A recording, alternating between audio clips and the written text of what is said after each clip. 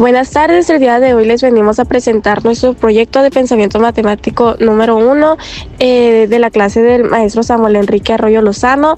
Nuestro proyecto lleva el nombre de probabilidad estadística y toma de decisiones. Somos alumnos del CETI 728, Centro de Estudios Tecnológicos Industriales y de Servicios número 128. Somos del grado primero A vespertino. Nuestro equipo está conformado por Echavarría Ley, Jacqueline, Márquez Villegas, Polet Andrea, Sabori García Alexa, Tapia Zavala María Luisa y Castrillón Morales Noraime. Bien, yo les hablaré sobre la primera tabla, que viene siendo la tabla del tallo hoja, la cual pues nos va a ayudar para poder saber cómo están ordenados los dígitos. Para poder sacar esta tabla se debe dividir el número en dos partes, que viene siendo la parte del tallo y la parte de la hoja. El tallo es la parte que se encuentra a la izquierda y contiene los dígitos más significativos, y la hoja viene siendo la parte derecha, la que contiene el último dígito. Por ejemplo, el número 25 tiene del lado del tallo el 2 y del lado de la hoja tiene el número 5. Para poder crearlo necesitamos separar cada punto de dato en un tallo y una hoja, escribir los tallos en una columna vertical de menor a mayor, dibujar una línea vertical a la derecha de los tallos y escribir las hojas en orden creciente junto a su correspondiente tallo, incluir una clave que explique lo que representa un tallo y lo que represente una hoja. El rango viene siendo una medida de dispersión que indica la separación de los datos, y para poder calcular el rango tiene una fórmula, la cual es rango es igual a dato mayor menos dato menor.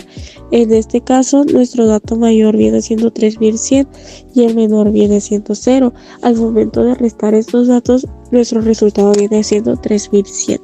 A continuación te explicaré cómo sacar el cálculo del intervalo de clase. Para sacar el intervalo de clase utilizaremos la fórmula de Sturger, la cual es 1 más 3.3 por el logaritmo de 120, que en nuestro caso es el tamaño de nuestra muestra. Esto nos da de resultado 7.86, que en nuestro caso no se redondea porque debe estar en un número aproximado a menor y no a mayor, y se queda en el número 7. Cálculo de ancho de clase. Para sacar el ancho de clase necesitamos dividir nuestro rango por nuestro intervalo de clase. En nuestro caso es 3100 entre 7, que nos da de resultado 442.85. A continuación te explico mi segundo tema, la tabla de frecuencias, que muestra cómo es organizada con diferentes columnas que descolgan la información de un conjunto de datos de intervalos de clase y frecuencias. A continuación te explico cada una de las columnas. La primera columna es el número de clase. Este es un índice que identifica cada intervalo de clase de forma secuencial, 1, 2 y 3 hasta llegar al número 7. El intervalo de clase representa los rangos en los que se agrupan los datos. Por ejemplo, el primer intervalo es de 0 a 442, el segundo de 443 a 885. Te explico cómo hacer cada uno de ellos. Mi número más chico es el 0 y mi ancho de clase es 442. Entonces, a mi ancho de clase le sumamos un número que nos da de resultado 443. 443 más mi ancho de clase me da de resultado 885. Y a cada resultado le iremos sumando un número extra y lo iremos sumando por nuestro ancho de clase hasta llegar a tu número mayor. En mi caso es 3100. La tercera columna es la frecuencia absoluta.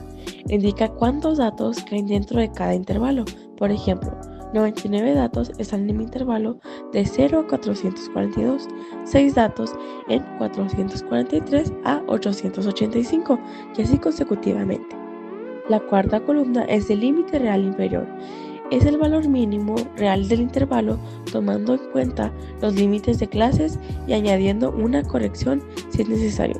Por ejemplo, para el intervalo de 0 a 442, el límite real inferior es 0, ya que es el principal número que empieza, y así consecutivamente. Límite real superior, por sus iniciales LRS, es el valor máximo real de un intervalo. Para calcularlo, se suma 0.5 al límite superior. Por ejemplo, si el intervalo es 0-442, el LRS será 442.5. Marco de clase. Es el punto medio de un intervalo. Se calcula sumando el límite inferior y superior, y luego dividiendo entre 2. Por ejemplo, Para el intervalo 0-442.5, el marco de clase sería 221. Frecuencia relativa en porcentaje, entre paréntesis, phi. Es la frecuencia absoluta expresada como porcentaje del total de datos. Se calcula dividiendo la frecuencia absoluta entre el total de datos y multiplicando por 100. Frecuencia acumulada, entre paréntesis, fa. Se le va pasando el número primero de la frecuencia absoluta y se le va sumando el siguiente número de la frecuencia absoluta. Por ejemplo, pasamos el 99 a la frecuencia acumulada. A este 99 se le suma el número que sigue después de él. En este caso sería 6.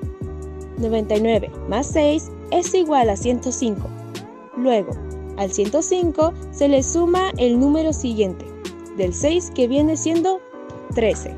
105 más 13 es igual a 118, y así consecutivamente. Frecuencia acumulada en porcentaje, entre paréntesis, fa, es la frecuencia acumulada expresada en porcentaje.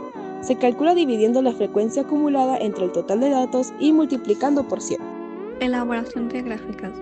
Primeramente, para elaborar la gráfica de barras ocupamos saber el marco de clase y la frecuencia absoluta, lo cual ya lo obtuvimos anteriormente en la tabla de frecuencias. Por segundo paso trazaremos un tipo de L donde en la parte horizontal irá el marco de clase y en la parte vertical la frecuencia absoluta. Todos los datos los acomodaremos de forma ascendente y empezaremos a graficar nuestra gráfica de barras. Como podemos apreciar, en mi gráfica de barras, el 221 está en el 99, ya que en la tabla de frecuencias el 221 está en la misma fila que el 99. Luego el 664 está en el 6, ya que en la tabla de frecuencias el 664 está en la misma fila que el 6. Y así consecutivamente hasta terminar nuestra gráfica de barras.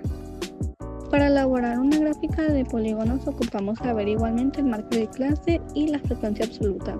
Por segundo paso, trazaremos un tipo de L donde en la parte horizontal irá el marco de clase y en la parte vertical la frecuencia absoluta.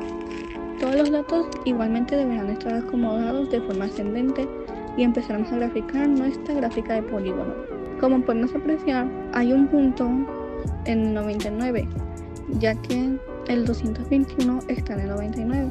Luego hay un punto en el 6, ya que el 664 está en el 6 en la tabla de frecuencias. Cuando terminemos de colocar los puntos en donde van, se trazan líneas para unir todos los puntos. Conforme vayas trazando las líneas, verás cómo se va formando tu gráfica de polígonos. Para elaborar la gráfica combinada solamente se necesita unir la gráfica de barras y la gráfica de polígono. A continuación hablaré sobre el tema 4, que es cómo sacar media aritmética, mediana y moda. Para sacar la media aritmética es cuando sumamos todos los números y el resultado se divide entre la cantidad de encuestados. La mediana es cuando sumamos los números del centro y lo dividimos en 2. La moda es la cantidad de números que más se repite en la tabla. Por último, pero no menos importante, les explicaremos el tema de cuartiles y deciles. Les explicaré cómo calcular cada uno de ellos y marcarlos en su tabla de datos ascendentes. Para calcular las cuartiles debemos de dividir nuestra muestra en 4 partes. Por ejemplo, mi muestra es de 120. 120 más 1 entre 4 me da de resultado 30.25. Entre otro ejemplo es de que mi muestra de 120 más 2 entre 4 me da de resultado 60.5 y así hasta llegar al coeficiente 4. Para calcular los deciles debemos dividir la muestra en 10 partes. Ejemplo número 1. El ejemplo es mi muestra de 120 más 1 dividido en 10 nos da de resultado 24.2. Entonces, mi segundo ejemplo es de mi muestra 120 más 2 dividido entre 10 me da de resultado 24.4. Y así hasta llegar al coeficiente 10. Lo siguiente que te explicaré son cómo acomodar los cuartiles y los deciles en tu tabla de datos ascendente. En mi caso, los cuartiles están subrayados con color azul y los deciles con color rojo. Los cuartiles se colocan cada 12 números. En mi caso, del 0 al 25 son 12 números. Así consecutivamente, del 30 al 50 son otros 12 números, así que se colocan así. Los deciles se colocan cada renglón. En mi caso, en la primera columna no se encuentra ningún decil. En la segunda sí se encuentra, ya que se coloca en una fila sí, en otras no. Por ejemplo, en mi En mi cuarta fila se encuentra un decil y un cuartil. En este caso yo subrayé ese número con los dos colores para poder diferenciar entre un cuartil y un decil. En mi sexta fila se encuentra un decil, que es el número 300, y en mi última columna se encuentra otro decil y un cuartil que están unidos entre sí.